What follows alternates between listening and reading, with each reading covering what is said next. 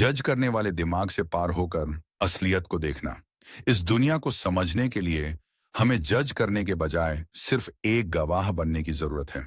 जब बाहर सब कुछ अच्छा होता है, जैसे हम कहते हैं कि मौसम कितना सुहाना है, आसमान साफ है, धूप खिली है और फूल खिले हैं, तो हमारा दिमाग अक्सर अपनी पसंद तय कर लेता है। लेकिन एक चीज को दूसरी से ज्यादा पसंद करने की यही आदत हमारे अंदर उलझन पैदा करती है।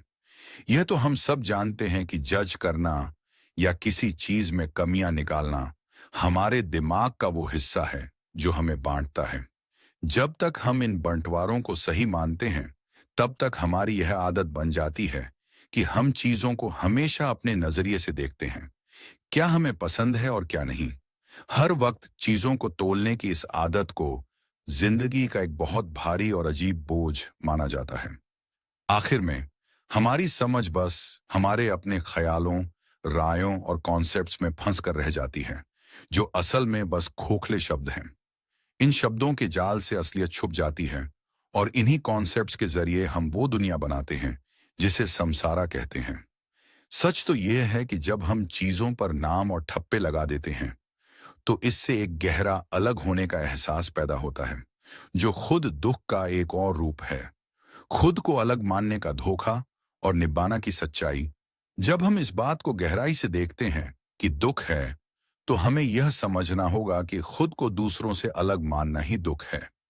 क्योंकि जब हम खुद को अकेला समझते हैं, तो हमें दूसरी चीजों से हमेशा डर लगता है।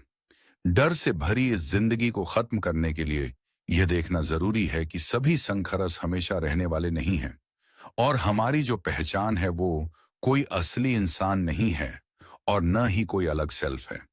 जब इस गहरे दुख के खत्म होने की बात आती है, तो निबना का नाम आता है। हालांकि यह भी अपने आप में बस एक खोखला शब्द है। असली सच्चाई तो शब्दों से कहीं ऊपर है, क्योंकि निबना का मतलब ही है प्योर कॉन्शियसनेस, या वो आजाद चेतना जो न कभी पैदा हुई और न कभी मरती है। ये शब्द हमें ultimate reality, ultimate truth, absolute reality की तरफ ले जाते हैं, जो उस कभी न मरने वाली चेतना का गहरा एहसास है। लेकिन जब तक हम इस धोखे में जीते हैं कि हम एक अलग इंसान हैं, तब तक हम आजाद नहीं हो सकते। यहां तक कि अगर हम दिमाग को किसी एक चीज पर टिकाकर एक गहरी खुशी महसूस कर भी लें, तब भी हमारी नासमझी बनी रहती है अगर हम खुद को एक अलग इंसान मानकर मेडिटेशन कर रहे हैं। डिजायर की दुनिया से पार जाने के लिए ईगो को छोड़ना, चूंकि यह एक अटल सच है कि कोई भी हालात हमेशा नहीं रहते, इसलिए हमारी हर पहचान असल में बदलती हुई खोखली चीजों का ही एक मेल है। इस सच्चाई के बावजूद हमारे ईगो को यह सोचना बिल्कुल पसंद नहीं है कि हम बस एक खोखली चीज हैं, क्योंकि इस सच को मान लेने से वो झूठा रुतबा और तसल्ली छिन जाती है, जो हमें हमेशा खुद को कुछ खास मानने पर मजबूर करती है। इसी वजह से हम इंसान इस धोखे में फंसे रहते हैं कि हम एक परमानेंट इंसान हैं, और इस गलत बात से चिपके रहते हैं कि अलग आत्माओं का कॉन्सेप्ट एक धोखा है, जो किसी तरह उस अमर आत्मा को बचाए रखता है जो सिर्फ मैं हूं और बाकी आत्माओं से अलग हूं। सच्चे मायने में आगे बढ़ने का मतलब है कि हमें सब कुछ जाने देना होगा, यानी शब्द, अपने जज्बात, भेदभाव, वो सब जिससे हमें प्यार है और वो सब जिससे हमें नफरत है। इंसानी दुनिया में यह पूरी तरह से सरेंडर करना बहुत जरूरी है, क्योंकि यह दुनिया एक डिजायर रेल्म की तरह काम करती है, जहां हम हमेशा कुछ पाने या कुछ दूर करने में लगे रहते हैं। अगर हम इच्छाओं के इस धोखे को गौर से समझें, तो एक सवाल उठता है, वो क्या है जो इन इच्छाओं को देख रहा है? ये देखने वाली जो मौजूदगी है, जिसे हम माइंडफुलनेस या अवेयरनेस कहते हैं, वो बिना किसी लगाव के असलियत को देखती है। इस तरह अलग होकर देखने से आखिर में यह समझ आता है कि हमारा असली स्वभाव वो एकत्व है, वो निर्वाणा की परफेक्शन है, वो कभी न मरने वाली चेतना है। सब में मौजूद बिना शर्त वाली प्योर कॉन्शियसनेस को समझना। यह माना जाता है कि जो सबसे बड़ी सच्चाई है वो कोई बंटी हुई चीज नहीं है, बल्कि वो एक चेतना है, और यह किसी एक इंसान की पर्सनल कॉन्शियसनेस नहीं है। यह एक ऐसा गहरा अनुभव है जो सबको जोड़ कर रखता है, जिसमें सभी जीव उसी एक कभी न मरने वाली चेतना को बांटते हैं, क्योंकि यह सबसे ऊंची हालत न कभी पैदा हुई और न कभी मरेगी, इसलिए यह हमेशा रहती है और यह पक्के तौर पर इम्परमानेंट नहीं है। भले ही सभी जीवों के अंदर यह प्योर कॉन्शियसनेस है जो हम सब हैं, लेकिन हमारा सोचने वाला दिमाग इसे पकड़ नहीं पाता। हम इसे खोज नहीं सकते क्योंकि हम खुद वही हैं।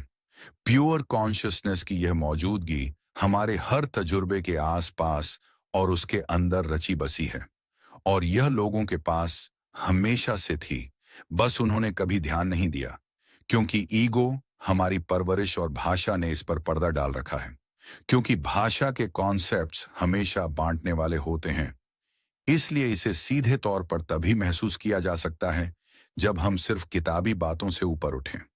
यह गहरी सच्चाई सिर्फ मानने की चीज नहीं है, बल्कि यह एक ऐसा बुनियादी सच है जिसे शोर के पीछे की गहरी खामोशी पर ध्यान लगाकर हर किसी को खुद महसूस करना होगा। संसारा के शोर के नीचे की खामोशी को जगाना। जब हम आज के पॉलिटिकल सिस्टम के इस न खत्म होने वाले झगड़े, गुस्से और गालियों वाले शोर का सामना करते हैं, तो यह साफ हो जाता है कि मजबूत राय रखने वाले लोगों की आम बातचीत अक्सर स्कूल के मैदान में लड़ रहे नासमझ बच्चों जैसी लगती है। हमारा शरीर का कान सिर्फ संसारा का शोर सुनता है, जो बस शरीर का एक हिस्सा है और असली सच्चाई को नहीं सुन सकता। लेकिन दुनिया के झगड़ों की इस उथल पुथल के नीचे जो असली सबस्ट्राटम, बुनियाद है, वो है शोर के पीछे की खामोशी। बिल्कुल वैसे ही जैसे पानी के अंदर तैरते हुए भी मैं उस खामोशी को सुन सकता हूं, उसी तरह प्योर कॉन्शियसनेस की गूंजती हुई खामोशी एक ऐसी सच्चाई है जो हर जगह मौजूद है और जो पूरी तरह से हमेशा यहीं और इसी पल में है। जब हम जानबूझकर इस गहरी शांति की तरफ मुड़ते हैं, तो यह असलियत के उस रूप को दिखाती है जो कभी पैदा नहीं हुआ, जिसे किसी ने नहीं बनाया, जो हर शर्त से आजाद है।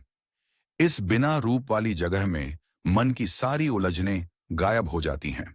अगर हम जानबूझकर अपने अंदर झांकें, तो सारी चिंताएं खत्म हो जाती हैं। इस शांत बुनियाद के साथ सीधा जुड़ना ही दुखों का पूरी तरह खत्म होना है। खामोशी से होने वाली ईगो की चिढ़ से ऊपर उठना, कंडीशन फिनोमिना को हमारा दिमाग आसानी से समझ लेता है, क्योंकि ये पैदा हुआ, मैं इसे समझ सकता है, क्योंकि इसका शुरू होना और खत्म होना साफ साफ दिखता है। चूंकि इस दुनिया के पल भर के शोर में कुछ भी हमेशा रहने वाला नहीं है, इसलिए दिमाग को लगातार कुछ न कुछ महसूस करने की गहरी आदत पड़ जाती है। इसी वजह से जब पहली बार इस परम सत्य के बड़े और बिना आकार वाले खालीपन से सामना होता है, तो सबसे पहला रिएक्शन यही होता है कि खामोशी तो बहुत बोरिंग है। हमें यह समझना होगा कि मेरे ईगो को खामोशी बोरिंग लगती है, क्योंकि हमारी यह बनी बनाई पहचान हमेशा एडवेंचर, रोमांस, मजा और गपशप चाहती है। क्योंकि ईगो जज करता है, इसलिए वो तुरंत उस खामोशी की प्योर बुनियाद को यह कहकर नकार देता है कि इसमें कोई मजा नहीं है। लेकिन असली आजादी तब मिलती है जब हम इस सोच को छोड़ दें कि यह बोरिंग है। जब हम सही गलत का फैसला करना छोड़ देते हैं, तब जाकर हमारी चेतना सच में यह महसूस कर पाती है कि यह कितनी गहरी खुशी है। आखिर में असली सच्चाई की यह सीधी और बिना मिलावट वाली सच्ची समझ ही वो खुशी है जो सही गलत, अच्छे या बुरे जैसी बांटने वाली बातों से कहीं ऊपर है। जंगल के रिट्रीट में न पूरी होने वाली उम्मीदों का सामना, असली ध्यान को लोग अक्सर गलत समझ लेते हैं जब वे ये मान लेते हैं कि आप चाहते हैं कि सब कुछ शांत हो क्योंकि आप मेडिटेशन करना चाहते हैं। अक्सर हमारे दिमाग में बनी ये ख्याली तस्वीरें ऐसे हालात पैदा कर देती हैं जहां हम सोचते हैं कि यहाँ बहुत शोर है और मैं यहाँ मेडिटेशन नहीं कर सकता, और फिर हम पहाड़ों की किसी गुफा या दूर किसी केबिन में भागने की जिद करने लगते हैं। यहाँ तक कि जब हम किसी बहुत अच्छी जगह पर भी चले जाते हैं, जैसे कोई खूबसूरत सी जगह जहाँ का मौसम काफी सुहाना हो, वहां भी न चाहते हुए कोई न कोई बाहरी रुकावट आ ही जाती है।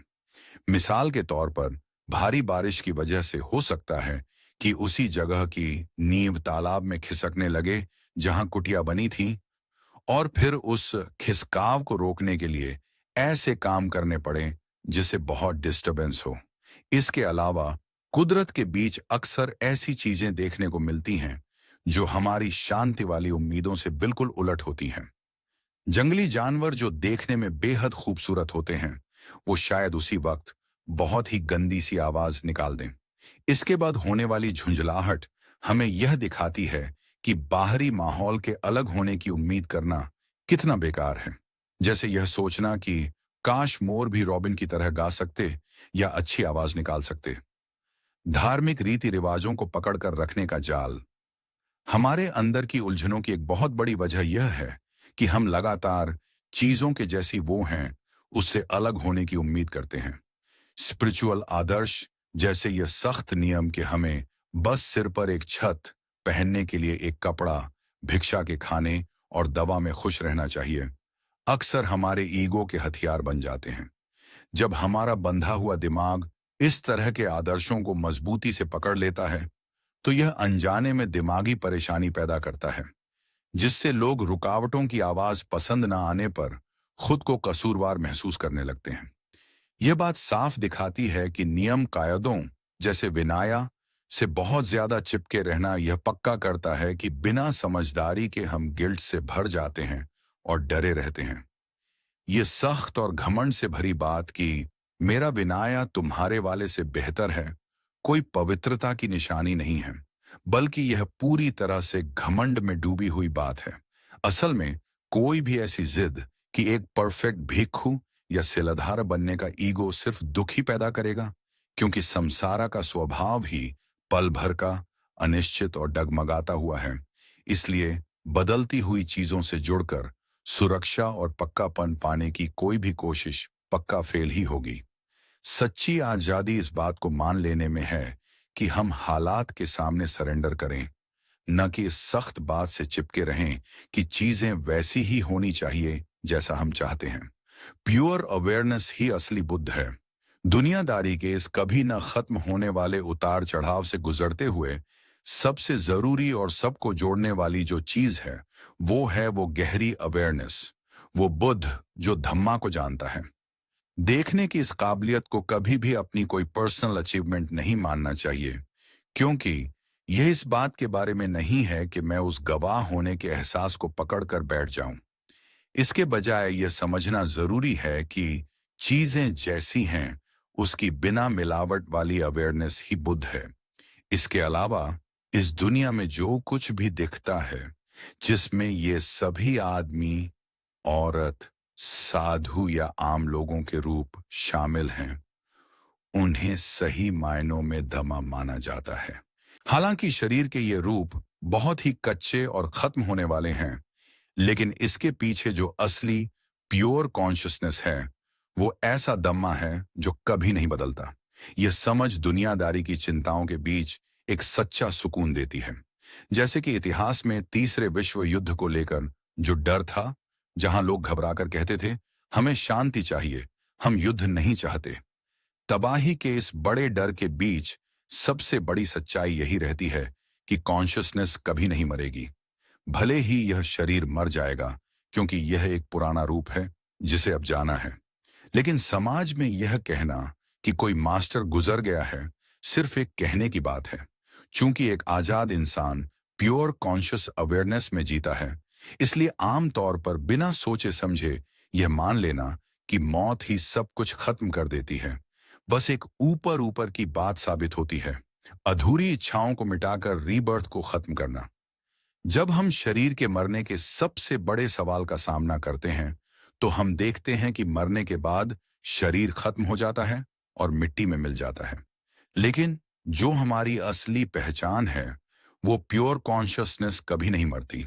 अगर शरीर के खत्म होने के ठीक उसी पल हम किसी चीज से चिपके रहते हैं तो एक बहुत ही जरूरी और फंसाने वाली चीज शुरू हो जाती है।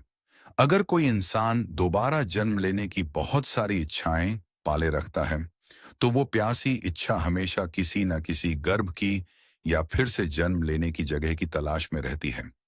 असल में रीबर्थ का यह पूरा सिलसिला इच्छाओं से जुड़ा है। जब हम पूरी ईमानदारी और गहराई से इसे समझते हैं तो यह साफ हो जाता है कि इसके पीछे बस हमारी आम इच्छाएं होती हैं, जिसमें सेंसुअल प्लेजर्स का मजा लेने की चाहत, वो बनने की चाहत जो आप नहीं हैं, और उन चीजों से छुटकारा पाने की चाहत जो आपको पसंद नहीं है, जैसे जुड़ाव शामिल हैं। अगर शरीर के मरने तक ये आम दिमागी उलझने और चाहतें सुलझाई नहीं गईं, तो फिर से जन्म होता है। इसके उलट मौत के वक्त सच्ची आजादी तब मिलती है जब कोई इच्छा बाकी न रहे, जिसका नतीजा एक ऐसी हमेशा रहने वाली अवस्था है जहां बस एक कभी न मरने वाली सच्चाई होती है। इस बिना शर्त वाली आजादी की हालत में कोई रिबर्थ नहीं होता, क्योंकि वहां दोबारा जन्म लेने के लिए कुछ बचता ही नहीं है। उम्र ढलने और मौत में सुकून पाना शरीर के लाजमी तौर पर कमजोर होने को निराशा के साथ नहीं, बल्कि एक ऐसी सच्चाई के तौर पर देखा जा सकता है जो बहुत खूबसूरत है। जब हम रोज इस बात पर गौर करते हैं कि बुढ़ापे में हम कितने कमजोर हो जाते हैं, तो यह गहरी समझ कि एक दिन मैं कभी सोकर नहीं उठूंगा, एक बहुत ही सुकून देने वाले ख्याल में बदल जाती है। एक बूढ़े होते शरीर की रोज की तकलीफें हमारी सबसे आम आदतों में दिखने लगती हैं, जहां इंसान उठता है और उसे ये सारी दवाइयां लेनी पड़ती हैं, बाथरूम जाना पड़ता है और खुद कपड़े पहनने पड़ते हैं, और इन सब के बीच वो अपने पैरों पर बहुत डगमगाता हुआ महसूस करता है। साधुओं के छोटे छोटे काम या रोजमर्रा की आदतें, जैसे यह देखना कि अब सबोंग पहनना भी कितना मुश्किल काम लगता है, लगातार शरीर की इस हद दर्जे की कमजोरी को दिखाते हैं और इस खतरे का एहसास कराते हैं कि कोई आसानी से गिर सकता है और खुद को चोट पहुंचा सकता है। इसी वजह से यह सोचना कि इस थकी हुई हालत वाली जिंदगी का एक दिन अंत हो जाएगा, काफी सुकून भरा लगने लगता है। शरीर के इस तयशुदा अंत के सामने यह जो गहरी शांति है, वो सिर्फ इसलिए बनी रहती है क्योंकि असली सुरक्षा इस ढलती हुई दुनिया से कहीं पार है, जो इस बात की पक्की समझ पर टिकी है कि मेरा असली ठिकाना धम्मा में है, इन पल भर के फिनोमेना में नहीं। यह आखिरी समझ आज आपकी दोपहर की सोच विचार के लिए दी गई एक भेंट है, जो सच्ची आजादी को समझने की इस पूरी सीख को मुकम्मल करती है।